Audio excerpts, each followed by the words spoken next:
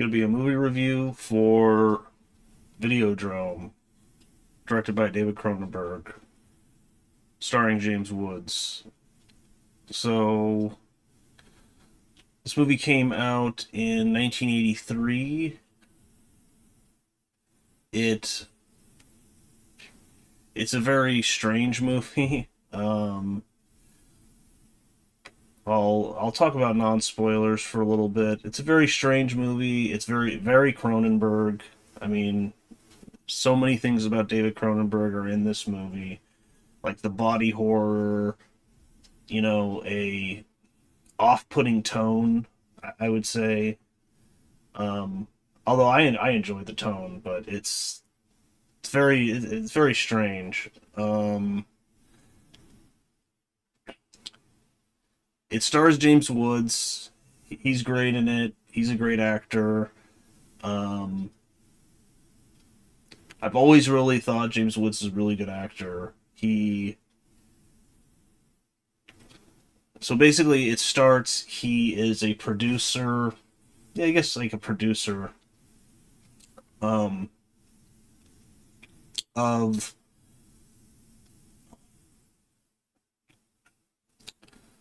let's just say adult entertainment, kind of. And he doesn't produce it, but I think he technically is a producer because he buys it and then releases it on his television channel, which he co-owns with a few other people, and Civic TV. And he stumbles upon a pirate signal because he has a tech guy who kind of like pirates videos for him, and he stumbles upon this signal, this show called Videodrome. And at first he thinks it's produced like in Malaysia, but then later the guy finds out no, it's actually being produced in Pittsburgh, and I think they're in New York, so they're pretty close. So, and he goes and investigates. But yeah, it's the kind of movie. Once you watch this movie, I don't think you'll ever forget it. It's very strange. Um,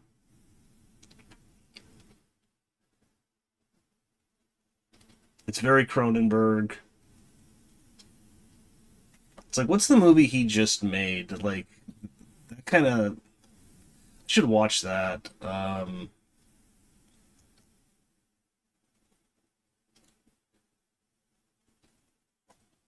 Crimes of the is it Crimes of the Future? Yeah.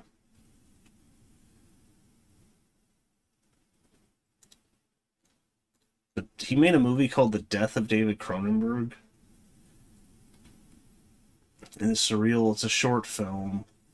Oh, I haven't heard of that, but yeah, Videodrome. It's very well done. It's very well directed. Great cinematography. It apparently was a huge flop when it came out, which I could see because it's so weird. It it is oddly, I think, pertinent for today, because how people are obsessed with screens, their phones, um, the internet. Although this was before the internet, pretty much, but it was like they're obsessed with their TV screens. Yeah, I think it kind of predicted the future a little bit. Um, so yeah, people are obsessed with it. This guy is obsessed with his, like, I mean, TV basically. He's producing this material for other people, who are also obsessed with it. I mean, there is kind of like a weird technology in it, but it's not. I guess you'd call it a sci-fi movie.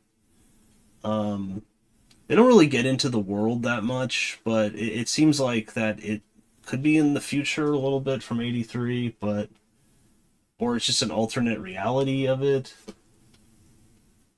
So, but yeah, if you haven't seen it, check it out. It's a really interesting movie. If you're a James Woods fan, Cronenberg fan, The Fly, Scanners, this probably my three favorite of his. Um, I gotta rewatch it. Like Existenz, it kind of reminds me of this a little bit, but I remember watching that and thinking of this movie a little. But I need to rewatch that. I don't remember that much of it, but yeah, excellent movie. Great cinematography, interesting technology in some parts, and David Cronenberg, definitely one of my favorite directors. Just a great director. He knows what he's doing. Even if this movie flopped, well, I think it has a cult following, and I bet it made its money back on VHS, Blu-ray, DVD sales, and 4K. Maybe it's on 4K. So yeah.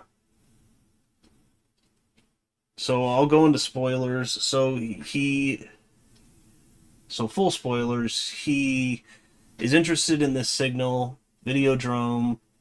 Like I said, it's a adult material or whatever.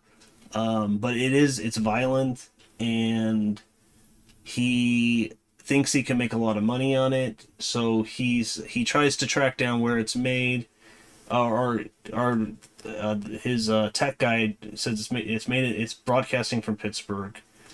He then talks to this older woman who, I guess, finds him material, and then he buys it from her. And he tells her he wants more of a Videodrome, and he wants to get in touch with the people who made it. And so she says okay, but she says this is very dangerous. You shouldn't be doing this. But he says he'll pay her a lot of money, so she does it. So she tells him to go to Pittsburgh, and I think she says go talk to Brian Oblivion. And then earlier he was on TV discussing basically people's addiction to TV, and he's with, I think she's a psychologist, and they later have like a relationship, and he's with, and then it's very odd. There's another guest, but it's just a TV. They're filming the TV, and the being in the TV is a guy called Brian Oblivion. I think he's a reverend. I think it says Reverend Brian Oblivion.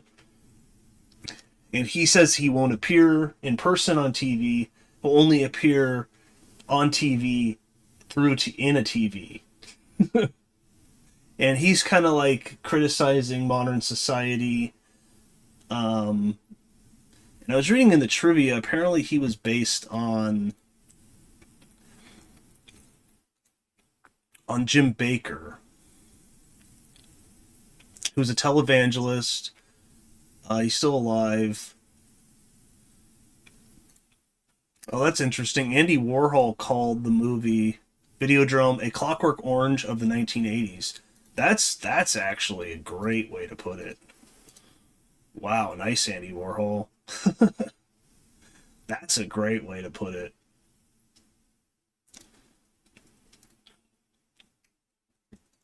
That's really good. Yeah, I like that. I like that. Um, yeah, it's it kind of has definitely some similarities to A Clockwork Orange.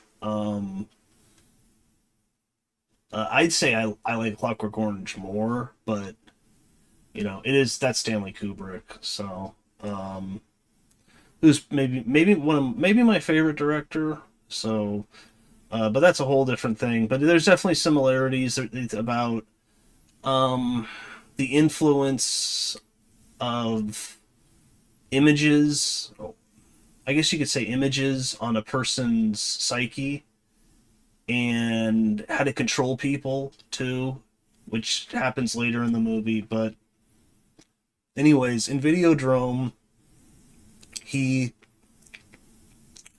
so he's having this relationship with a psychologist, and she is really into, and then they're at his house. They watch the video. She's interested in it. They watch it. She really likes it. She then later says, "I want to appear in Videodrome," which basically they're like torturing people. So, but she wants to appear in it, and she, so she has issues. But everyone has issues in this movie. And he then tracks down Brian Oblivion, and he wants to find the Videodrome signal. Because I don't know if they're like rebroadcasting it from there, I forget. But, and he can't talk to Brian Oblivion, he could talk to his daughter. And his daughter, they run this clinic for people who, it's like they're going through withdrawals of TV, of images. So, like, people are, like, physically addicted to TV and images, and if they don't have it, then they go through these withdrawals. Um, so, trying to remember. So then, he then, later on, gets contacted by the people who make Videodrome, which is they make glasses.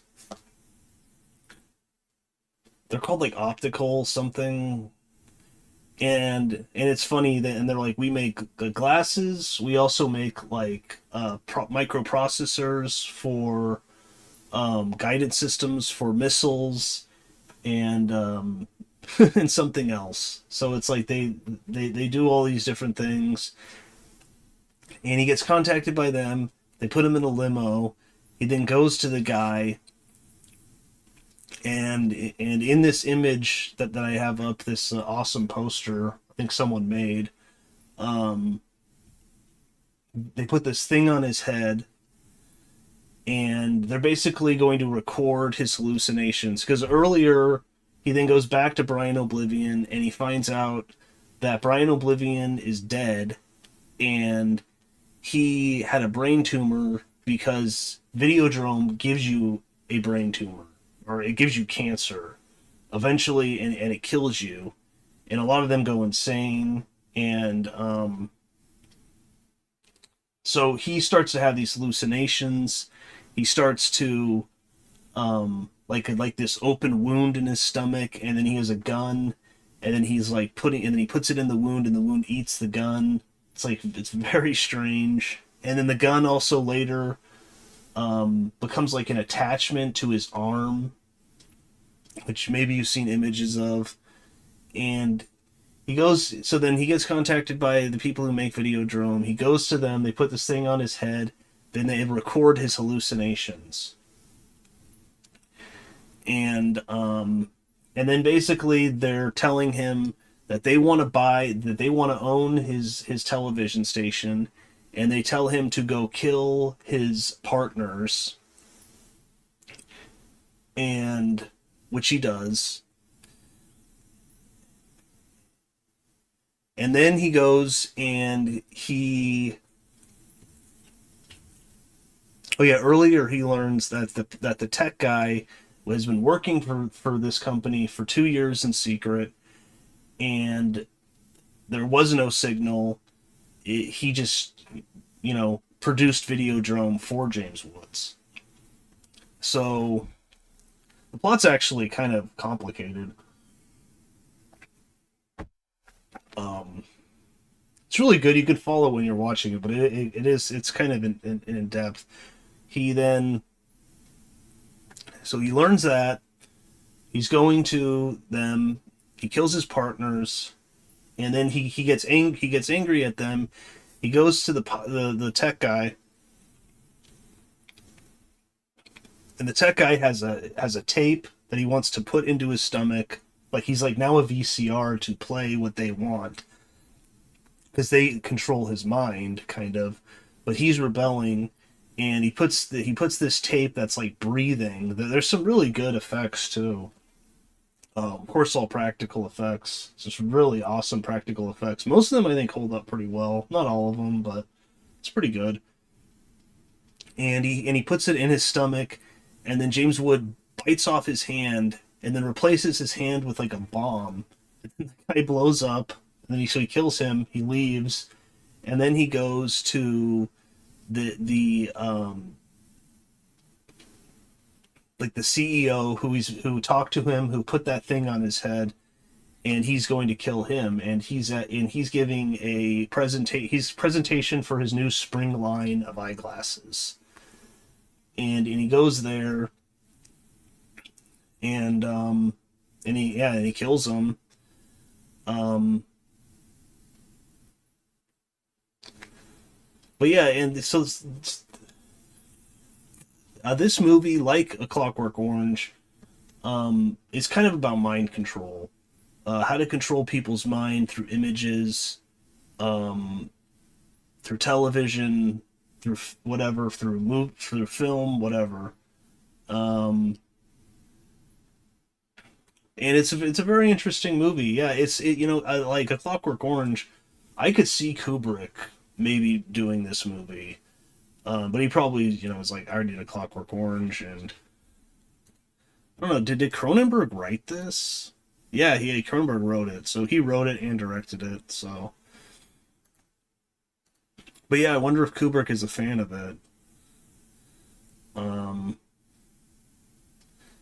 but yeah, it was a huge box office disaster when it came out.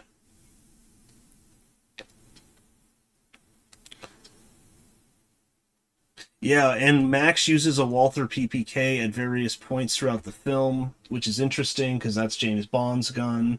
So is that kind of saying that James Bond is a victim of mind control, maybe? I think it is. So, see, a very interesting movie, very weird.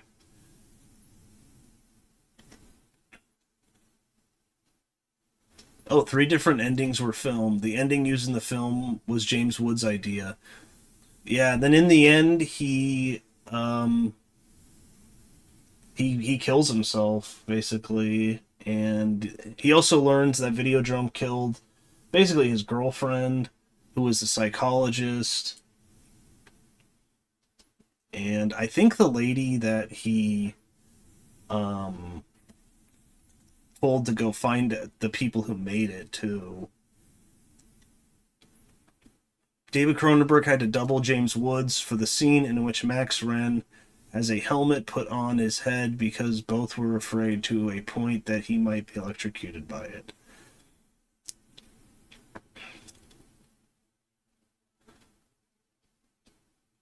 Oh yeah, she runs. Okay, Brian Oblivion and his daughter. All Brian Oblivion's dead, and all the interviews and all the video of him are old tapes of him that he had taped before he died.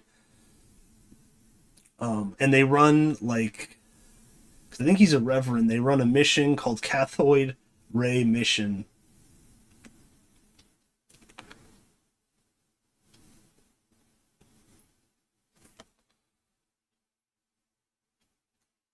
And apparently, they almost had a fire in the Cathode Ray Mission because there's tons of TVs in it, and it's because the load imposed on them by the TV sets, the electricity.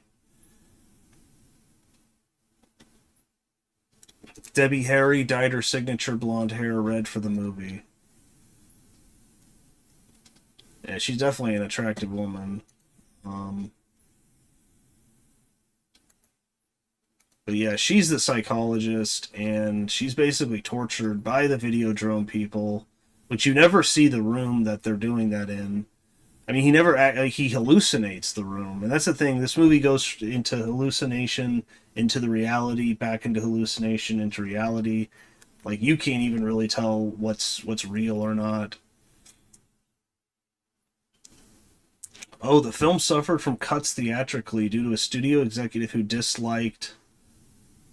Okay, I don't really want to say that. Adult things and ratings problems with the MPAA. All of the cut footage were restored for the unrated video release. Okay.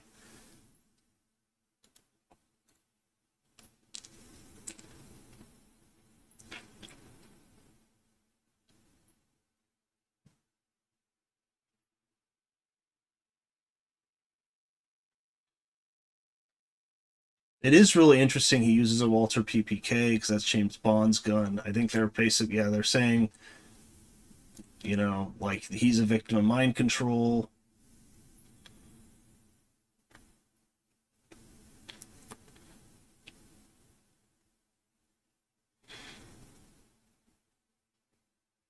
Oh, the TV station Civic TV is patterned after City TV, a Toronto television station that showed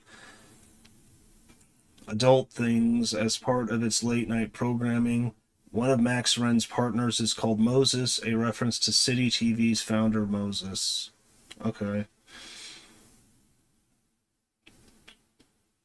The majority of the trailer was for Videodrome was created with a Commodore 64 computer. Nice.